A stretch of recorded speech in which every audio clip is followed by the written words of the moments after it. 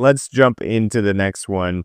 I want to talk about something new and revolutionary that has come to PlayStation here.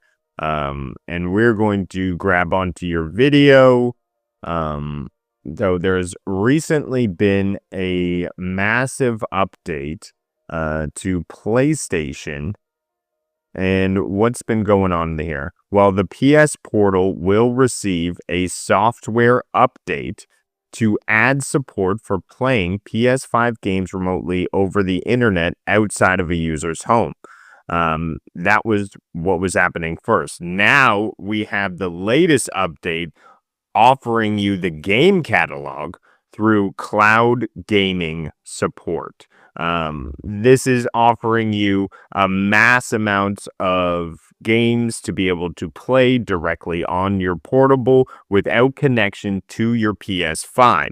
It does need connection to the internet, and you do need a premium subscription. However, this is now the cheapest, easiest way to get into the PlayStation ecosystem.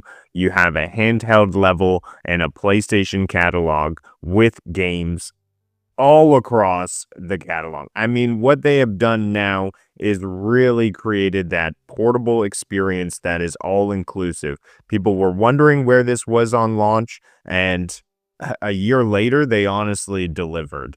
Doragon, you have had a hands-on experience creating the video we're watching now. So why don't you jump into everything PlayStation 5 has done and your experience? I'm going to turn the brightness up on the portal so you guys can actually see it when I'm pointing it at the camera. So this is what the home screen now looks like. It used to just have a portal ring and launch straight into remote play, but you now have two options. One is the old remote play option, so you can just jump into your PlayStation 5 and play anything that you own. If there's a disc in your drive, if it's installed on your SSD, you can still do that. That's not been taken away. But there is a new offering now, which is the cloud gaming from PS Plus catalog. As you said, it's got to be PlayStation Plus Premium, because that top end is what gives you access to the PlayStation 5 games that can be streamed via the cloud.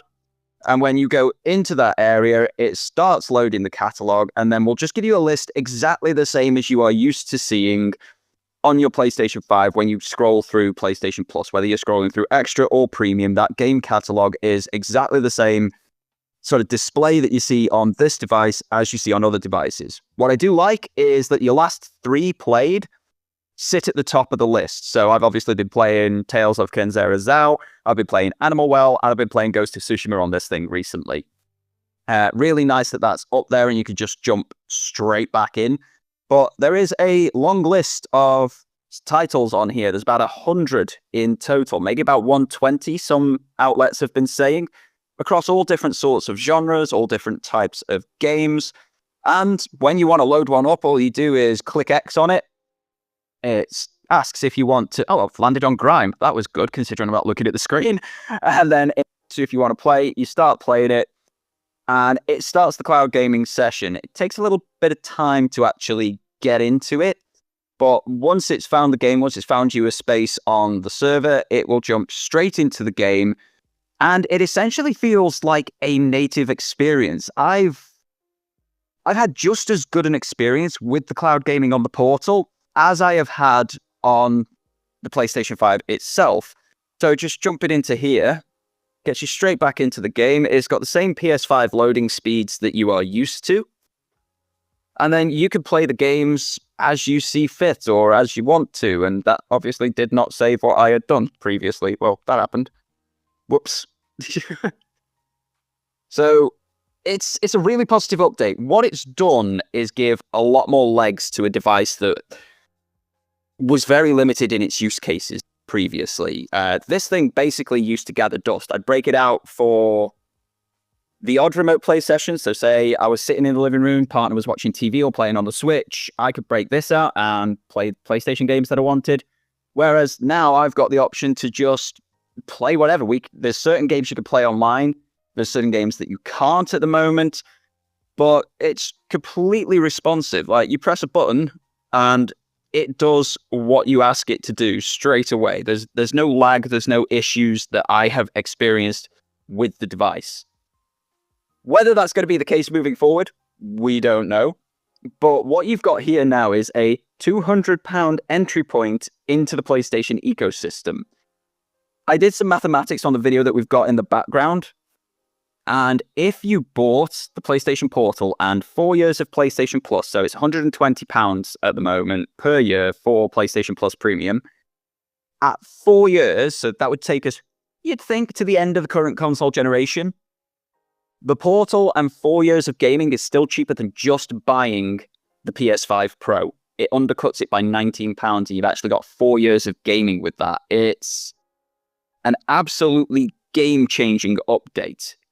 There are a couple of foibles. So to quit a game, you've got to do it from the touch menu. The PlayStation button doesn't take you out of the game. So you go into a touch menu, and then you tap on the game, and you've got a quit game mode down here.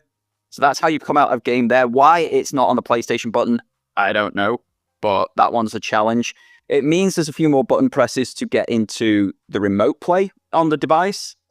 And things like Ghost of Tsushima, when you start that up, because it does have an online segment, it tells you that invites and chats might not work directly on the cloud gaming. And I can confirm from my experience anyhow, they just don't work at all. I will receive the invite, go to join that game session, and it doesn't work right now. So there's a lot of updates that need to happen. There's a lot of advancements that need to happen on this particular device.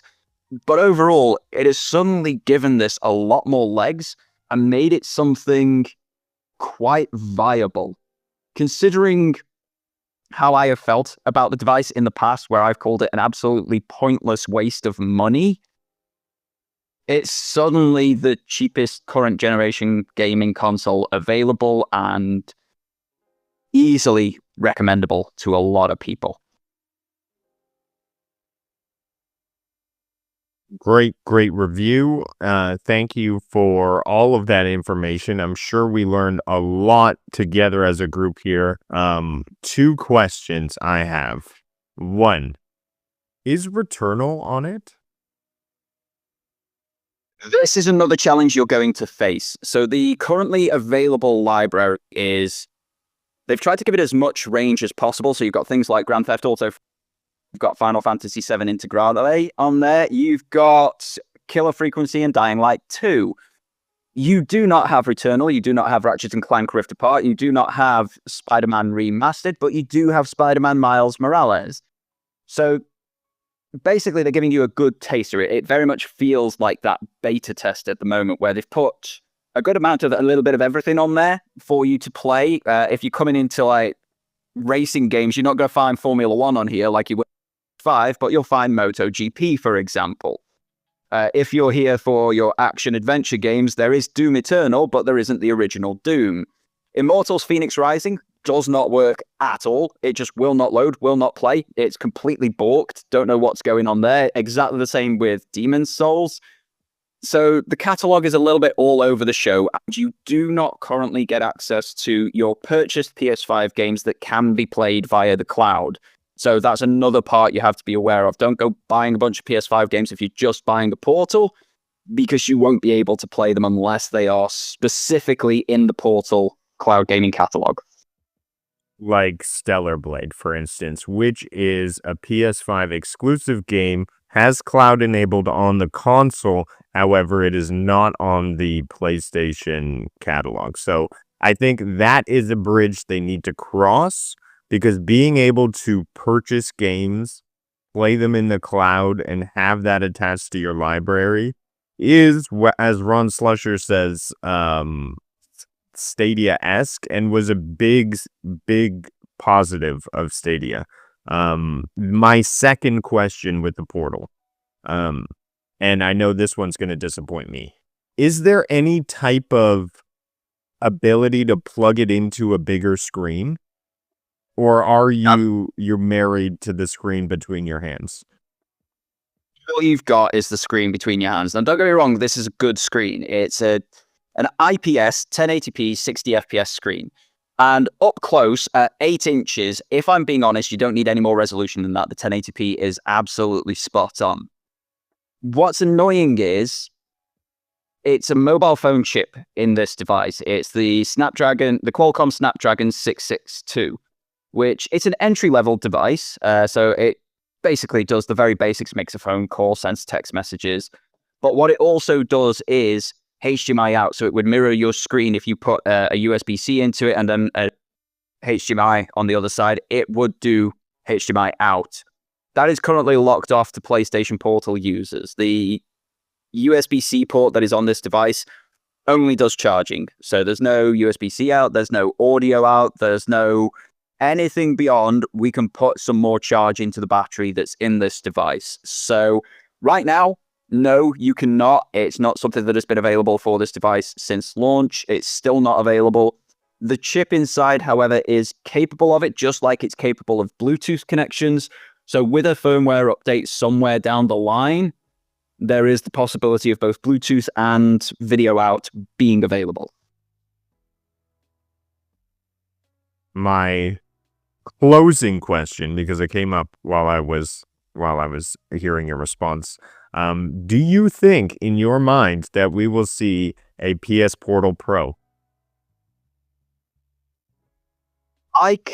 I personally cannot see any form of point to a PS Portal Pro. I don't know what they would improve outside of the chipset inside. So right now, this entry-level chipset, it does have limitations. So it's got limitations on its Wi-Fi type, it's got limitations on its Bluetooth type if they do turn that on.